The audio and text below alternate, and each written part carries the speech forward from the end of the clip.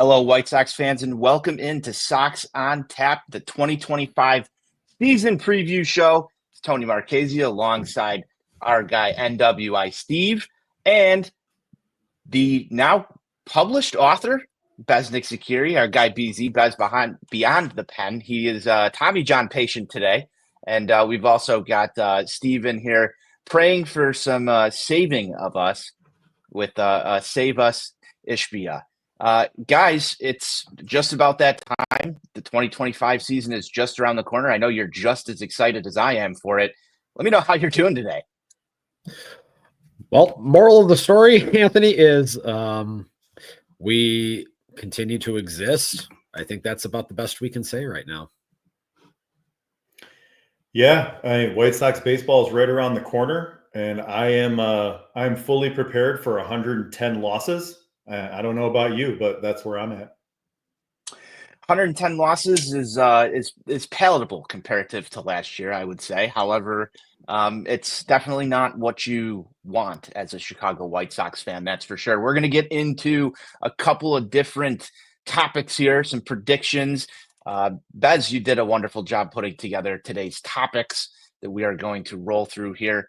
And before we get to those, I wanted to ask you guys a question. How much spring training White Sox baseball did you guys consume this year? Steve, I'm going to go to you first. Less than a handful. Can you define handful? I would say I watched probably 4 games. 4 games. And you went down to Arizona and you just got back. I did go to Arizona, but I spent far more time watching other actual quality baseball teams than I did watching our White Sox. I mean, I was out there and I was like, you know what? I want to actually watch good baseball and enjoy it because I vaguely remember what that's like. And did you enjoy your time while you were there in the beautiful state of Arizona? It was, it was a little bit of a mixed bag. The weather was super wonky. The first 3 days I was out there, it was actually warmer back home than it was out in the desert. So it was. You would bring the cold weather to Arizona. It happens, but while you guys were getting snowed on last Sunday, it was 72 degrees, sunny, and I was watching the prospect game. I know we got a big prospect guru on the panel here, and I was watching it with about 25 of probably family members of the prospects at that point, because let me tell you, even for White Sox spring training games, that prospect game was even a more sparse crowd than you would anticipate. I bet. Interesting to know. Bez, how much White Sox spring training baseball have you consumed this February and March? Do you count because there was definitely some watching, quote unquote, on StatCast or following along on ESPN. So if you count that as consuming, I'd say a decent amount where I was checking in probably through about 15 of these games. But actually watching, those games get pretty rough at the end of the games. There's guys that, are deep in that minor league or, camp invite list that are out there pitching and playing. So, watching one from start to finish is brutal. And I probably didn't do that at any point, but I probably tuned in for, 6 of them. I watched a little bit of 6 of them. Would you say that that's more or less than your average? I'd say that's probably a little bit less. A little bit less. Yeah, for me, it was significantly less than what I'm normally accustomed to over the past, I would say, 5 or 6 years. Steve, you and I had this conversation the other day. There's definitely a lack of I don't know if it's interest or excitement in these current crop of players, but it depends on your outlet and what you're trying to do, whether or not you're hyping up this current group of prospects. And Bez, you are the prospect evaluator here, so that's why I wanted to know how much you consumed. Because I'm gonna lean heavily on you through this and your prospect evaluations as we preview the 2025 Chicago White Sox. All right, we got a couple of topics here. The first one is who is going to lead the 2025 Chicago White Sox in home runs. Besnik, I'm going to go to you first. So assuming that I'm going to leave Robert out of it because I'm going to assume that he gets traded. Assuming he stays healthy, he'll hit the most home runs out of this group, but he'll probably do a bunch of them on another team. So unfortunately, I'm going to have to go with Andrew Vaughn, who will probably hit around 20 to 22 home runs. I can't see Benintendi hitting the 22, 23 home runs that he hit last year. I know Miguel Vargas has become a popular pick to hit 20 home runs amongst the online White Sox fan community. I don't see that happening either, Mr. Rice and Beans. So I'm going to go with Andrew Vaughn. Final answer. And do you have a total for him? You said 22? I'll say 20. I'm going to record these, and we'll look back at them. 22? Yeah, 22. All right. Steven, who you got? I was also going to take bug-eyed Andrew Vaughn with 21. Vaughn with 21. So we got Vaughn twice on the board with 21. I'm gonna take a different approach here, and I'm gonna go Miggy Vargas with 23. And I think that's aggressive. I don't know why I'm doing it. I'm just picking out of a hat here. Feel free to comment on this. Someone's got. He's in the best shape of his life. Yeah, he's in the best shape of his life. He put on 20 pounds. They didn't specify that it was muscle. Just I was going to say it didn't look like 20 pounds of muscle. That's for damn sure. No, it looks. It doesn't look good. But hey, that's become a popular pick, and you got to do something different. All of us can't just pick Andrew Vaughn. That's not. There's no fun there. No, it wouldn't be. Can you guys see anybody like outside of Andrew Vaughn actually reaching the 20 home run plateau mark? Maybe Vargas. Do you think there's even going to be a 30 home run guy on this team? Is that possible? I think Luis Robert could hit 20 home runs before he gets traded. I could see that. It's possible.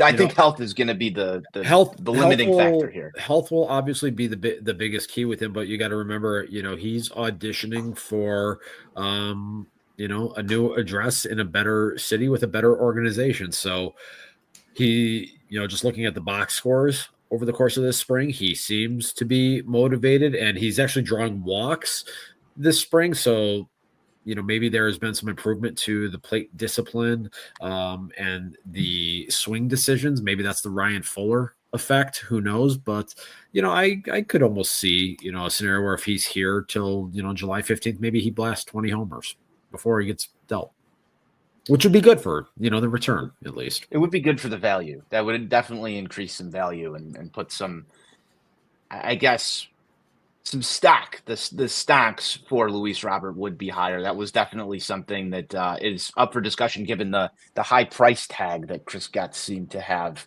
on Luis Robert Jr. And that would lead to a lot of our rolls, Stephen, at least through the first half of the year. Does he still roll ours?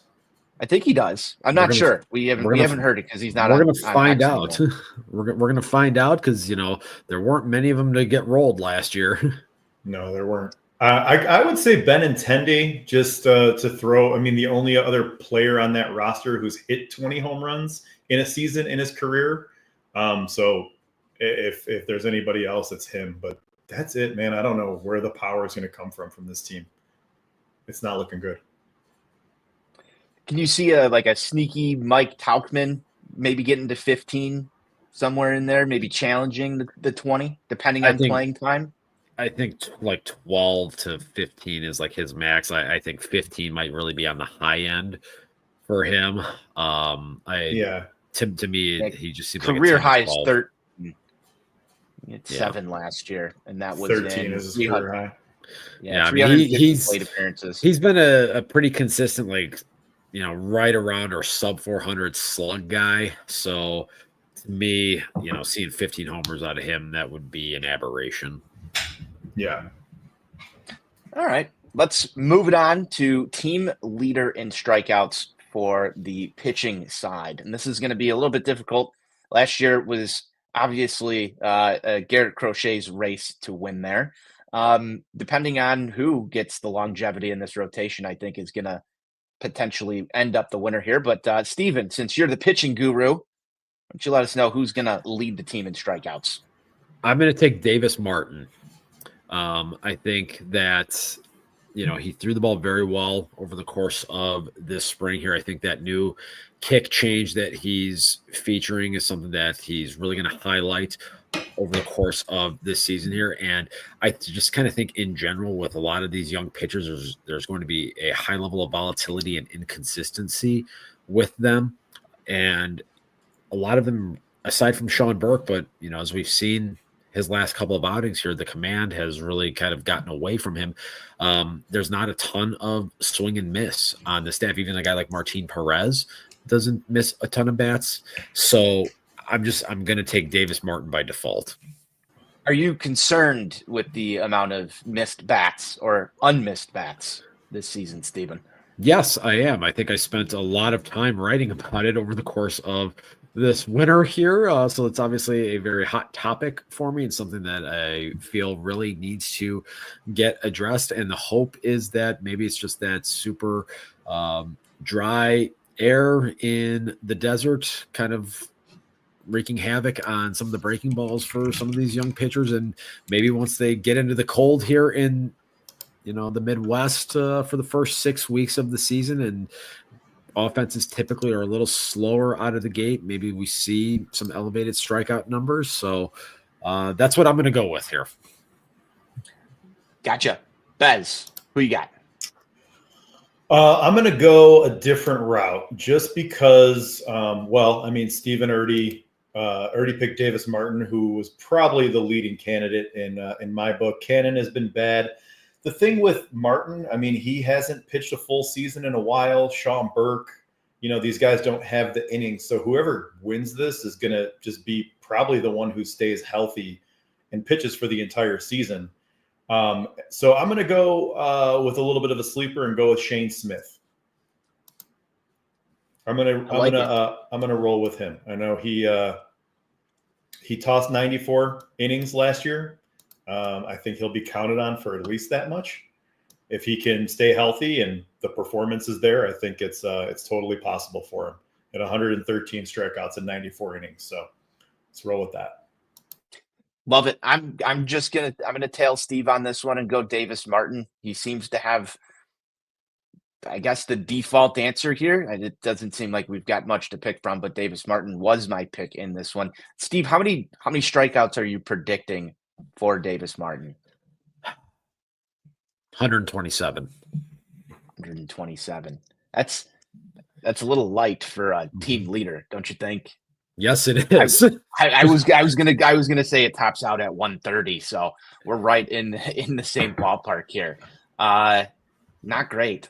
Stephen, on that note, if the White Sox are in dead last in pitching strikeouts in the 2025 season, is that an indictment on your guy, Brian Bannister? I don't necessarily know that it will be an indictment per se, but as I wrote about earlier this winter, I do want to see improvement from the pitching staff this year, both at the major league level and at the minor league level, particularly commanding the strike zone. Some of these guys that they have in the system right now just historically have not been high strikeout guys. And sometimes, regardless of who it is, you can't always turn them into that. So, again, do I think it will automatically be an indictment on Brian Bannister? No. But again, I think he does need to be held accountable this season here. And there does need to be improvement across the board for this pitching staff at all levels. It's interesting that we're having these kind of discussions with a team that has focused largely in pitching in this rebuild. And there's been a plethora of injuries to some of these guys. Drew Thorpe among them just announced, I believe it was yesterday, that he's going to go under the knife, Tommy John surgery, and that should put him on the shelf until sometime, I would believe, mid next season. Obviously not good news when it comes to the centerpiece or the piece from the Dylan Cease trade. Not what we really hoped for. Bez, any thoughts on Drew Thorpe while we're on this topic? I will say I'll go with 150 strikeouts for Shane Smith. With Drew Thorpe, it's I'll be honest. I was like the low man on him. I was not overly impressed by him last year. He's got a killer changeup, but then all the other offerings are average to below average velocity on the fastball. I was not really feeling it from him as a starting pitcher. I know Brian Bannister is just a miracle worker and can fix people. Maybe he's got some ideas on how to get that guy to throw harder. Maybe after Tommy John, he'll throw harder because that happens sometimes. But that's a huge blow, and it's never an optimal time for a pitcher to have Tommy John. I don't think there is an optimal time for a pitcher to have Tommy John. Do you, Steve? I definitely do not, particularly when we're talking about young pitchers that need to amass innings at the major league level here. So I think, the development curve for these guys is something that now is going to be stunted with all of these Tommy Johns and, with Drew Thorpe in particular. I mean, that's going to be a cause for concern here. And I think 10,000 foot view here, the early returns on the two major trades that Chris Getz has made to this point, the Dylan Cease trade and the Eric Fetty trade, not looking great. And then obviously we got the Garrett Crochet thing that we're going to be monitoring this winter. So with Kyle Teal in there, no pressure, buddy. Right. Yeah. And I mean, that goes to show you the dangers of putting together a rebuild on pitching, because hitters have Tommy John a lot less often than pitchers do. So that's six guys on the shelf with Tommy John since the start of camp. It's pretty brutal. Suboptimal, as they like to say in the business. Guys, we're going to keep it with the pitching side. Team leader in saves this year. Steven, who you got? I'm gonna take Mike Clevenger. He seems to be ticketed to be in that closer role to start the year, and so we've seen this for 2 years in a row. I don't think anybody's trading for him, so he's going to be here all year. And I don't really know what other options we're going to have at the back end of this bullpen here. Yeah, I could definitely see that. Like you said, I don't think anyone's trading for him. There was 29 other teams that could have had him, but passed. There is one thing Venable did say, that he's looking at matchups and playing matchups. He said something to that effect. So I'm going to play off that and go with Penn Murphy as the team leader in saves. That's a guy who could potentially get traded at the deadline, though. So I'll go with Penn Murphy with 14 saves, because there won't be many opportunities. I was going to say, I mean, is anybody breaking the 15 save mark? I don't see it. Not a chance. Yeah. I'm also going to tail Steve on this one. Clevenger was my pick, just for all of the same rationale that Steven laid out here. Can we see a couple of what other closer names do you guys see? I was kind of shocked that Gus Varland did not make this roster, was sent down. I thought he could have potentially been a guy that we saw get some ninth inning work this year. Obviously, Prelander Baroa, another one of the names that winds up in the Tommy John list. So it's sort of slim pickings at the back end of the bullpen. You guys got any dark horses for this one? The only other one I could see maybe would be Jordan Leisure. He was up at the start of last year, and he's a guy that was part of that infamous return with Nick Rotini Nastrini for Lance Lynn that they just stole from the Dodgers. I wasn't overly impressed by him last year, but who knows? Maybe there's some adjustments that'll be made at some point during the season, and there's going to be opportunities for anybody to crack this roster this year, whether on the pitching side or on the positional side. So if he goes down to Charlotte the first month of the season and is lights out, he'll find his way back to Chicago quickly. So he's my dark horse guy. Love it. All right. Before we get to our next biggest breakout player, is our next topic here, I've got a break because we need to go to a word from our sponsors.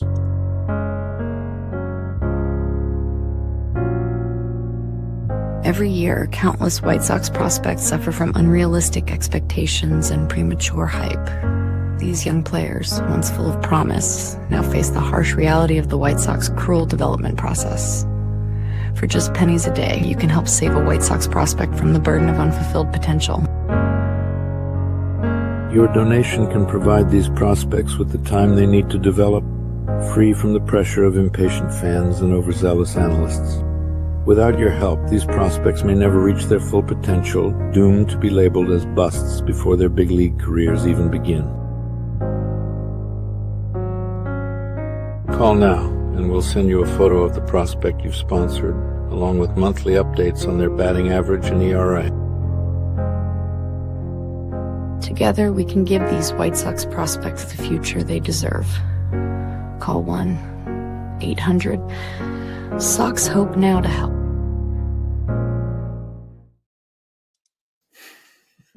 All right, we're back here on Sox on Tap, and we're about to take a look at biggest breakout player of the year predictions.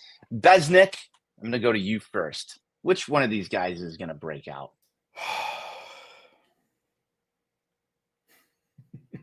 This is such a hard pick. There's not many options, and I don't know when prospects are going to get called up. I would like to go with Kyle Teal here, but I don't know how soon he's going to get called up. But I'm going to go with Kyle Teal. Anyways, I assume that I imagine that he's going to be. Oh, I'm sorry. Go ahead. From a standpoint of this White Sox system, are we only picking breakout at the major league level? Well, if that's the we've case, got to establish some rules. Yeah, I mean, we can do it that way. That's fine. There's just not many options. There's not many breakouts. There's a lot of veterans. I think the only real option there is like Miguel Vargas, or if Chase Mydroth or Brooks Baldwin make it to the opening day roster. If that's the case and we keep it that way, then my pick is Miguel Vargas. Well, I'm saying we could probably open this up to the whole entire system. So if you've got a guy that's going to travel up 2 or 3 levels within the White Sox system, I would consider that to potentially be the biggest breakout on the White Sox roster. I don't know about you guys. So I do too. I just don't know when he'll be here, but if he's here sooner rather than later, I'll go with Kyle Teal. Kyle Teal. Steven. Kyle Teal was also going to be my guy, so I'm going to shift my focus now here. I'm going to say Shane Smith. I think that maybe he turns into this year's Eric Fetty, and that would be really nice to see a little bit of found gold. Even though, look, Rule 5 picks, historically, there's not, for every Johan Santana out there, there's hundreds of other ones that flame out ridiculously, but that's what I'm going to go with.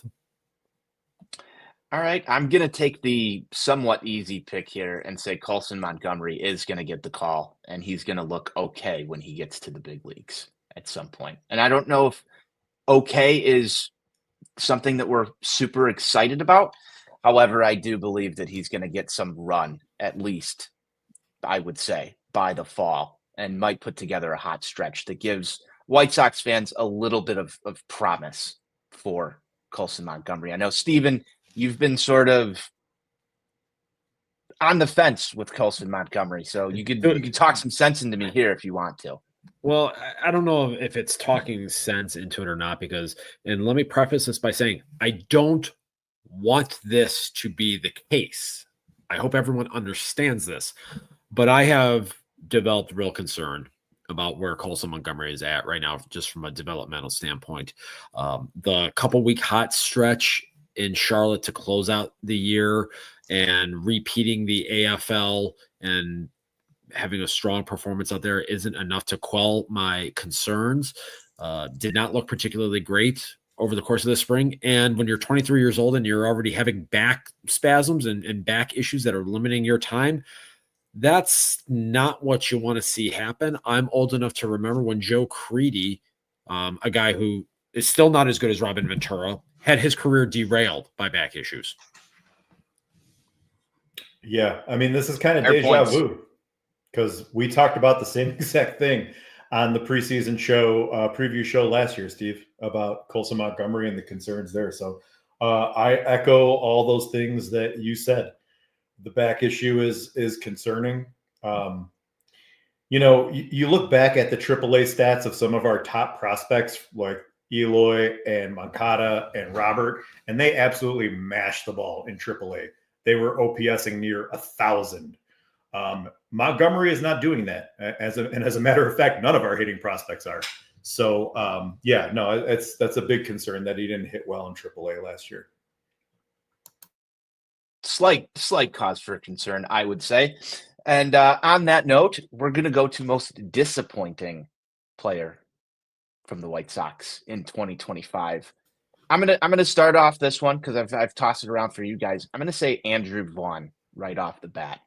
I think that's going to be a guy that is, if the White Sox are going to win games, the pressure is going to be ramped up on Andrew Vaughn, especially if and when Luis Robert is traded.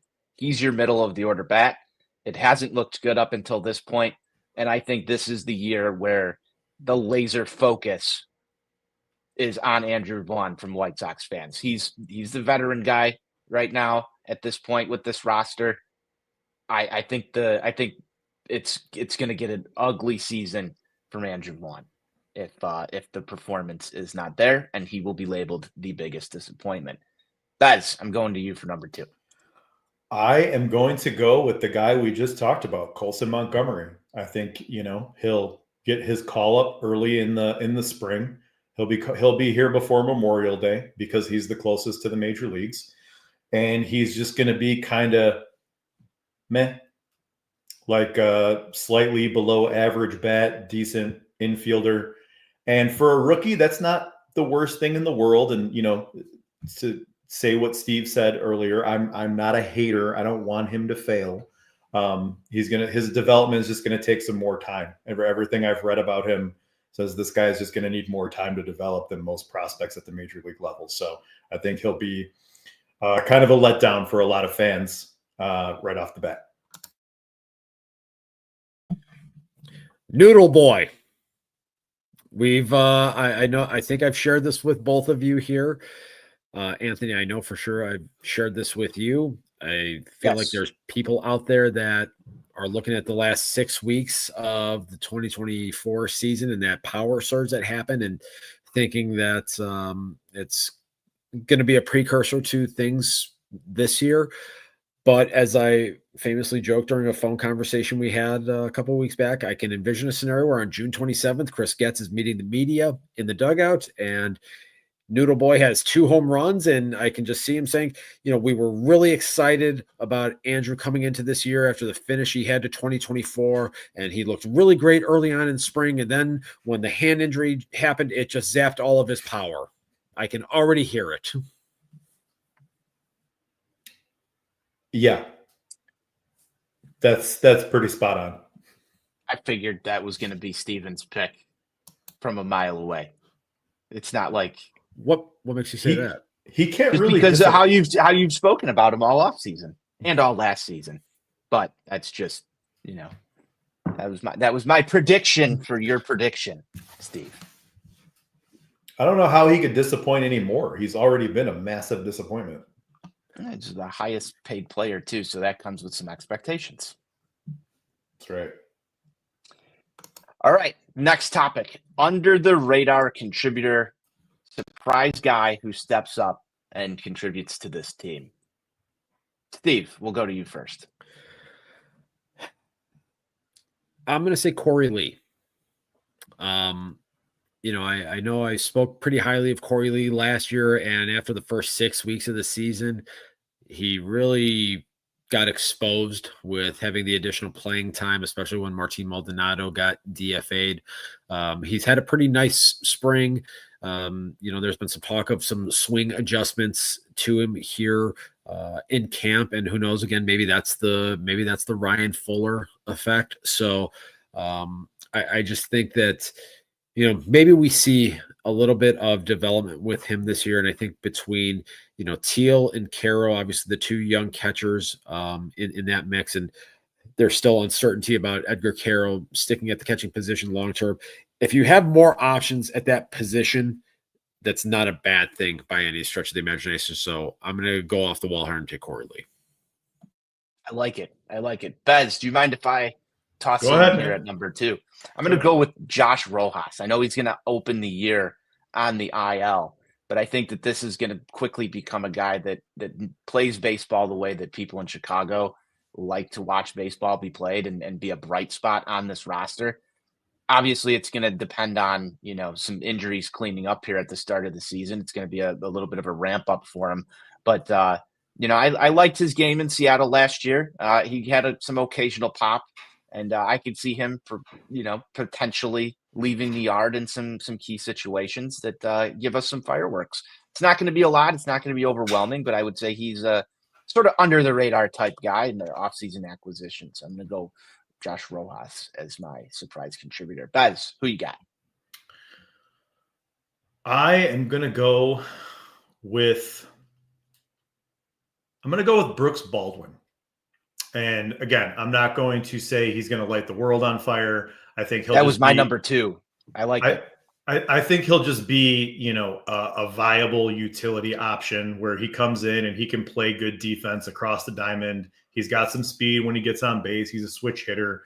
I think, we'll see something out of him that will be like, make you feel good about him being here for a couple more years. But, obviously nothing crazy. I like that pick a lot, and I struggled between the two of them. Steven, do you have anything? You were shaking your head as well on Brooks Baldwin. Yeah, I think people know that last year I was pretty impressed with Baldwin and his quick ascension through the system. I think there is a skill set there that can provide tremendous value to this team in a utility capacity, and if he can find a way to make the more of an impact with the bat. He's shown pretty good plate discipline across the minor leagues. That's a useful piece on a 26-man roster. I like it. Not quite Ben Zobrist, because we have anytime anybody plays multiple positions, we have to call him Ben Zobrist. Only player in history to play multiple positions, infield and outfield. Yeah. Can't think of another one. Confirmed? Multiple sauces. Hashtag sauces. Facts only. There we go. I just wanted to make sure. All right. First player to be traded from the Chicago White Sox roster. Bez, we'll go to you first. I'm going to go with Luis Robert, the obvious choice, because I think Luis Robert probably gets traded before the deadline. I think he gets traded in like late May, early June. I think that if he shows he's healthy and he's moving well in the outfield and he's putting up numbers at the plate, doesn't have to be 2023, Luis Robert, but I think a contender won't wait. I think that's really the thing that they want to wait and see right now is if this guy is looking like his former self. Otherwise, he would have been gone already. So I think that people are ready to pull the trigger as long as he's healthy. So Luis Robert is the choice here. Steven. I'm going to say Mike Tauchman. And I'm going to use an analogy from last year. Remember how quickly Robbie Grossman got dealt? So, it doesn't have to be a high profile deal. You could just have a team that has an injury to a corner outfielder early on in the season, and maybe they don't have quality depth in their system, and they just say, hey, this is a guy we can pencil in here, come in, should realistically be able to give us a 350, 360 on base and hold us over for a month while we're waiting for XYZ player to get back. I was gonna go with this as well. I was gonna say either Michael Taylor or potentially Travis Jankowski for the same reasons, depending on if somebody needs a glove or just a body out there. I might go Jankowski because he's a weird name, but I don't know if he's even gonna make Whoa. I'm not talking because there's a ski at the end of it, Steven. I'm just saying he's an interesting name. He's an interesting name that may or may not make this squad and be off in the ether at some point.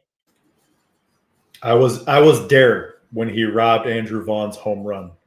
Potential walk-off home run would have avoided 121 losses. Now he's not even on the roster yet officially. So it's unfortunate. Yeah, I mean, I'll stick with it. But it's probably not going to win. All right. What else do we have here on this little rundown? First player to get DFA'd by the Chicago White Sox. This is a fun one. Bez, who you got? I'm going to go Matt Tice. Matt Tice? Thice. No, Thice. Yes, not Tice. Thice. I'm going to go with him because, you've got two catchers in the system. They're going to be ready, and they're going to be ready soon. And he's probably the first one to go because he's the veteran.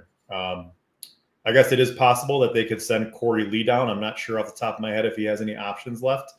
But I'll just go with Thice anyways. I'll get his name right eventually too. Steven. I'm going to go with Lenine Sosa. I think we've seen all we need to see out of him. That's empty calorie September that he had a year ago isn't enough to move me, and he really cooled down here looking at the box scores over the last 10 days or so of spring training, and they have a glut of middle infielders, and I think they just maybe run him out there to start the year, and if he starts really slow again, it's over. We've seen all we need to see. So you're not in the everybody loves Sosa camp anymore, Steven? I am not in that camp. You're not. Wow. How the mighty have fallen. Bez, I'm actually going to back you on this one. I also don't know how to pronounce this guy's name, so I'm glad that you went first. Thice. Matt Thice. Can you see a world where it could be Omar Narvaez should he break camp with the team? No, I don't think he breaks camp with the team. I don't think they'll carry three catchers, and he has to break camp with the team because he has no options. So I don't envision that.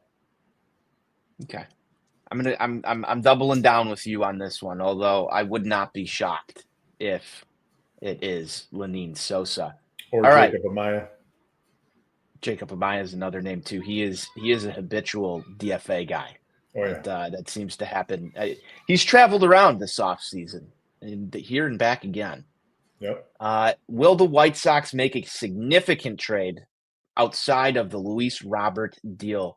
This is sort of a yes or no. Steven, we'll go to you first. No, there's nobody else of significance to move. Ez? Yeah, I mean, there's nobody of significance to move. Maybe they do a surprise trade. Maybe Davis Martin has a great year and somebody makes an offer to them gets desperate and gives them a bat, a good prospect, somebody in their top 10 in their organization who can hit. I wouldn't call that a significant trade, but it would be surprising to me if they traded Davis Martin, who has, 4 years of control left. So I think that outside of that, no, I'm mostly with Steve there. So you're going to go no. I'm also in the no camp. I just don't think that there's anything in this system right now that's really tradable. The only name that I can see as a potential, and this name was tossed out there a couple of times, I feel like they want to rid themselves of the contract, and that's Andrew Benintendi. But it would shock me to see somebody take Andrew Benintendi. Especially when he's got 2 homers on June 27th. Well, if that's the case, no one's taking him. All right. Will Jerry Reinsdorf hint at selling the team or actually sell the team during the course of the 2025 season? I know this is a hot one. We did a whole show. Our last show was on sort of this situation. Bez, we'll go to you first. I don't know. I think I'll go with no. As far as hinting at selling the team, but we'll definitely hear. There's going to be some noise about this, about Ishbia and what his role is going forward. We're going to hear more about this over the next few years. I'm more interested to see what they say about the stadium, because like we talked about on that show, last time we did our show, we've got to have shovels in the ground for this stadium probably by the end of this year. So I'll go with no on hinting at selling the team, but I'll go with yes on stadium stuff. Plenty of stadium stuff. As the famous meme that makes its way around the interwebs frequently, where Jerry is sitting there smoking his cigar, seeing hell White Sox fans. I think that is his mindset. He is going to take this thing to the grave. So, no, he is not going to hint at selling the team. I am with both of you guys for all of the same reasons. It's this is the misery that we're going to live in, at least for right now. All right, who is going to be the first prospect, major prospect name to debut this season? Steven, this one's to you. I'm going to say Kyle Teal. I just think maybe we get an injury to either Corey Lee or Matt Tice at some point. In the first maybe 6 weeks or so of the season here, and I think they bring him up because he seems more ready from a defensive perspective than Edgar Carroll. So I'm just gonna go out on the limb there and take Kyle Teal. Very nice, All right. Besnik. Who do you got? I'm going to go out on a limb and say that Chase Mydroth breaks camp with the team. Now that Josh Rojas is potentially going on the IL, Mike Tauchman potentially going on the IL, I think that Chase Mydroth breaks camp with the team, and that's the first prospect we see. I'm with you on that one. Bez, have you seen anything in camp that you like from Mydroth so far this year?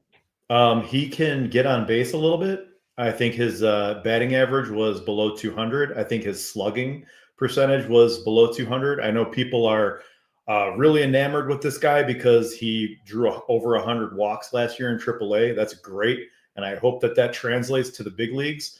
But this guy has absolutely no power. This is a guy who's going to hit 4 or 5 home runs a year and not hit for average. So I'm not super excited about him in any way, except that he can get on base. So that's about all I've seen. I like that one. I'm really going to go with Colson Montgomery. I think, as you mentioned earlier, Bez, that he'll get an early call up. You don't know if they're trying to do the old service time manipulation thing, and barring an injury at the catching position, I can see Montgomery being the first of the big name prospects coming up.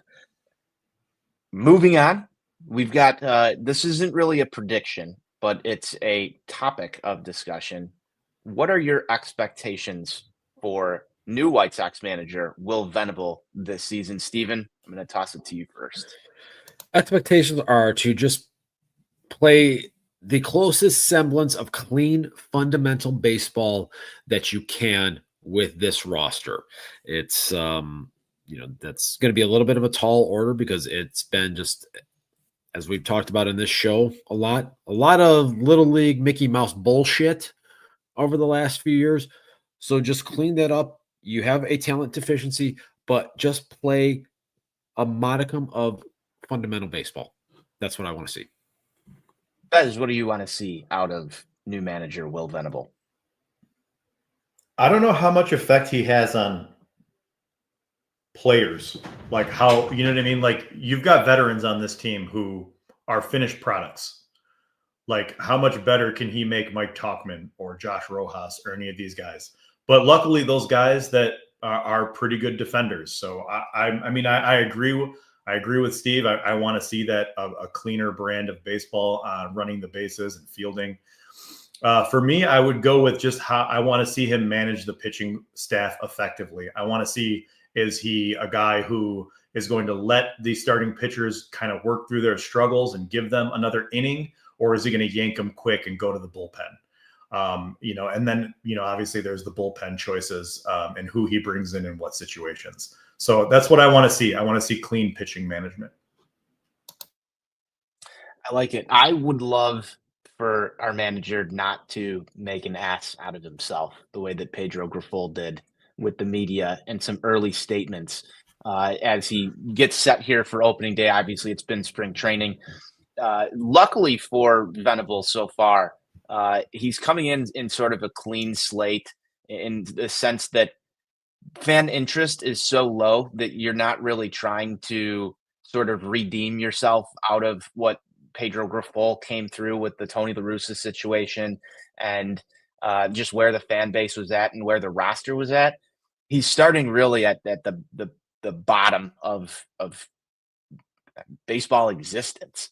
So don't come out and make any promises of, we're turning this around and, we're going to come ready to kick ass and we're going to just don't make it easy for national pundits to put the White Sox in a bad light. And there's no nationally televised games this year. There shouldn't be a lot of pressure on Venable, but I think as White Sox fans, we can all agree there is just some way that this team, and hopefully it's not Will Venable, but there is some way, shape, or form that this team will find a way to be in the news for the wrong reasons.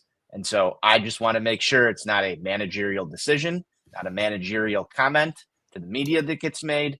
It can be tough, but I think with reduced viewership and, the product not being on cable television, it should be easier for Will Venable to avoid such mistakes. So that's what I'm looking for out of first-year manager Will Venable. All right, guys, here's a great one. Will attendance drop even lower than it did last season? What do you guys think will be the highest attended game of the year? And what do you think that they average on a nightly basis? Your Tuesday night, 6:30 start, 7 o'clock start. What are the White Sox drawing this season? Steven, going to you first. Will attendance drop? Yes, it will. I think for the season, they'll average 12,270.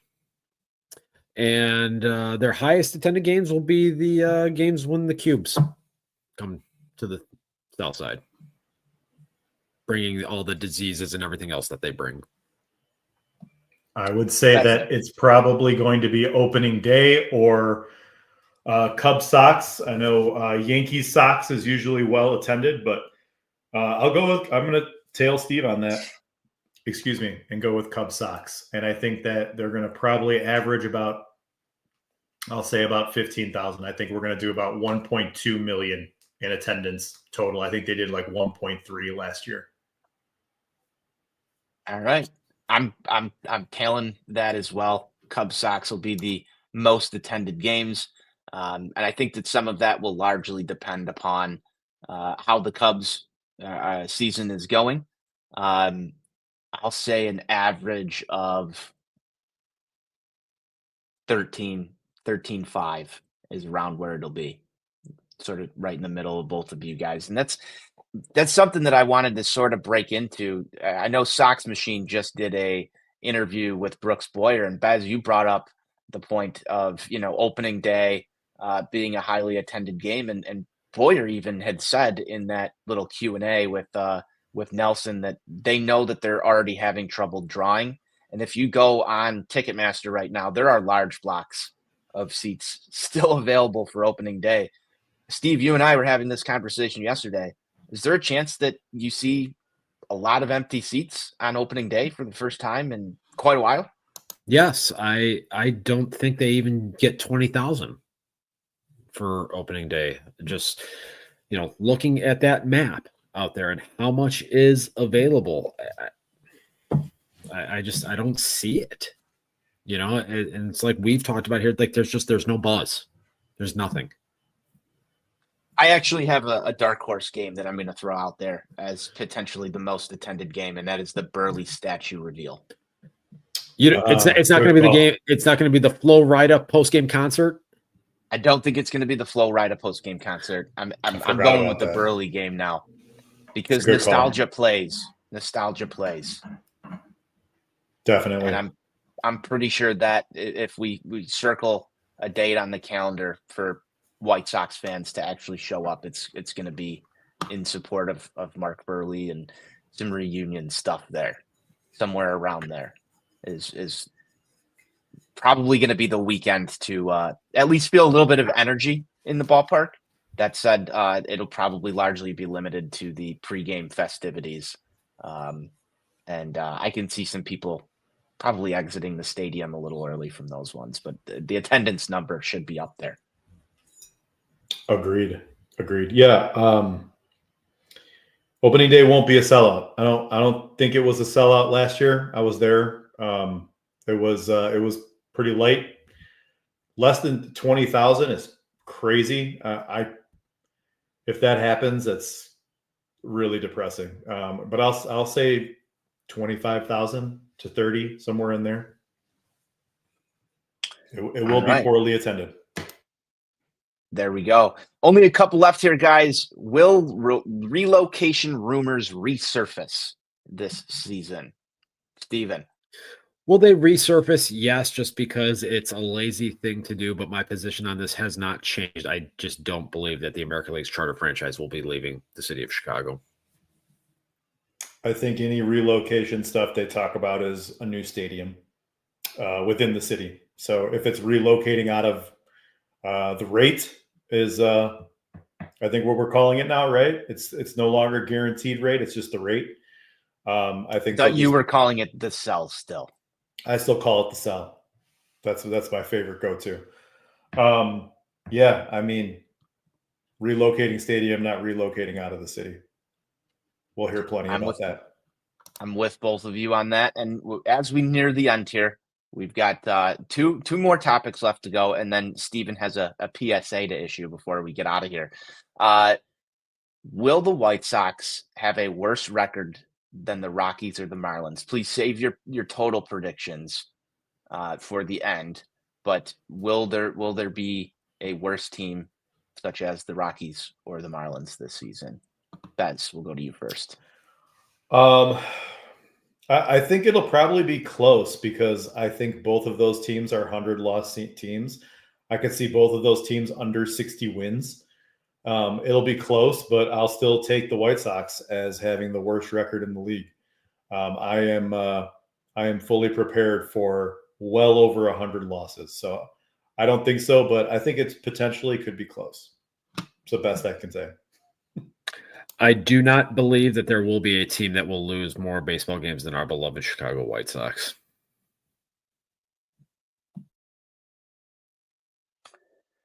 Here we are. We're getting to the end. All right, guys. What is it? What's the record? Bez, we're gonna go to you first.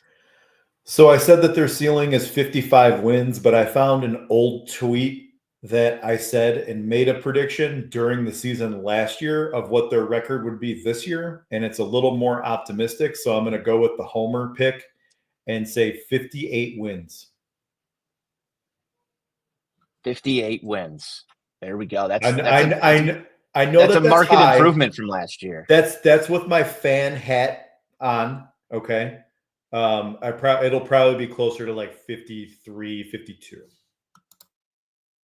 53, 52. Steve, you always make me feel better about being a White Sox fan when you give me your season prediction. So I can't wait to hear this one. Lay it out. Seeing some of these projection models that are out there, I just don't understand them. 47 and 115. They'll win 6 more games just by the pure randomness of baseball. But there's going to be some struggles with this young pitching staff.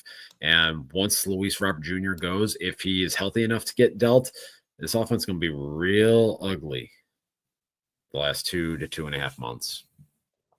You're right in there where I think.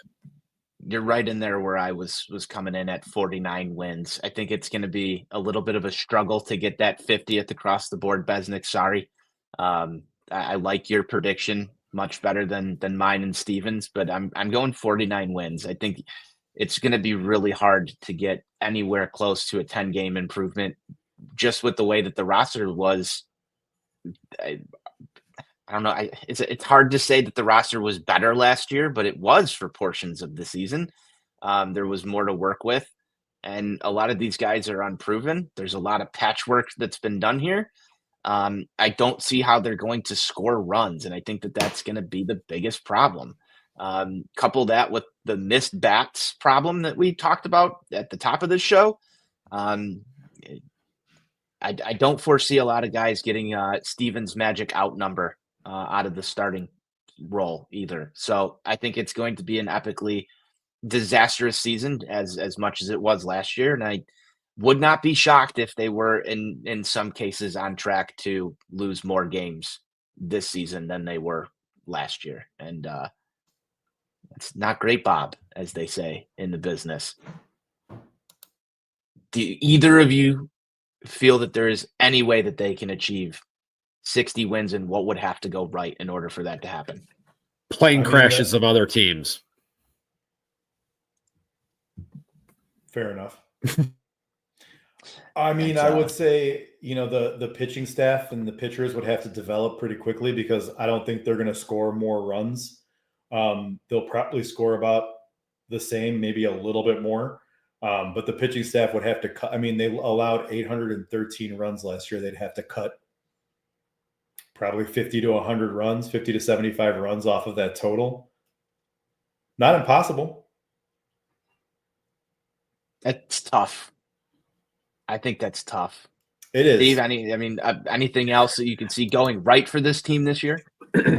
I mean, if you get development on the pitching side, if the spring training struggles were an aberration for the likes of, Jonathan Cannon and Sean Burke, that would obviously be helpful. And then if Colson Montgomery and the likes of, Kyle Teal and Edgar Kara were to come up and have a modicum of success, not necessarily just immediately be impactful, but don't completely suck and just be like league average players their first go around through the league, that would certainly bode well for them. But that's just not something that you can really count on with this team right now and where things are at. And there you have it. It's going to be a potentially rough season on the south side of Chicago. One last note, a PSA from Steve on some White Sox pitching prospects before we get out of here. Steven, you have the floor, my friend. All right. I feel like a lot of people within the fan base are looking at Hagen Smith and Noah Schultz as saviors for this team starting in the second half of this season here. These are two guys that, Hagen Smith has less than 10 innings under his belt at the professional level. Noah Schultz has never gotten a 13th out in a game. Okay. And he does not have a wealth of experience at the AA level here. We need to collectively take a step back here and not assume that these guys are going to be up in the second half of this season and automatically be better than what this team has in the rotation to start the year. Stop thinking that they're on a fast track to the major leagues. Everybody thought that with Colson Montgomery, and look what happened a year ago here. So take a step back, breathe, let them develop. We saw with Hagen Smith, just looking at the box score yesterday, both of those guys had 4 walks in an inning and a third. That's not going to play at the major league level here. I know Schultz historically has been a guy that has had good command, but as you ascend levels, it gets more challenging here. So let them develop. Don't sit there and automatically expect them to be here in the second half of this season. Guys, you got anything to add to that? No, I mean, I'm with Steven on all of that. That's kind of my MO when it comes to any prospects. We want to see them here. We want them at the major league level contributing, but it's going to take some time. And I don't see a call up any sooner than like late August, September, if everything goes well for those guys. I mean, maybe they get their first big league cup of coffee, but they're not going to come in, in July and, save the team or, give them a huge boost or anything like that. So, best case scenario, September, late August for a call up for those guys. I'm right there with you both. It's this sort of a doom and gloom type preview show, but there's not a lot great to talk about. I want to try and end it on a positive note. What are you guys looking for this year, and how are you going to find your enjoyment watching White Sox baseball? And this is going to backfire on me. Steve, I'm going to you first. The enjoyment will largely come from playing off the 20th anniversary of the best season we've ever seen. That's all I got. You got anything positive to say before we get out of here? I'm hoping that we found. I mean, I don't know how much we'll be able to tell about Will Venable this year, but I'm hoping that we see something from him to say, okay, maybe this guy knows what he's actually doing. We just don't have the talent, and we need to get the talent, which is what's going to make this season hard to watch. But that's it. There you go. I don't have anything positive to say, so I'm going to keep my mouth shut.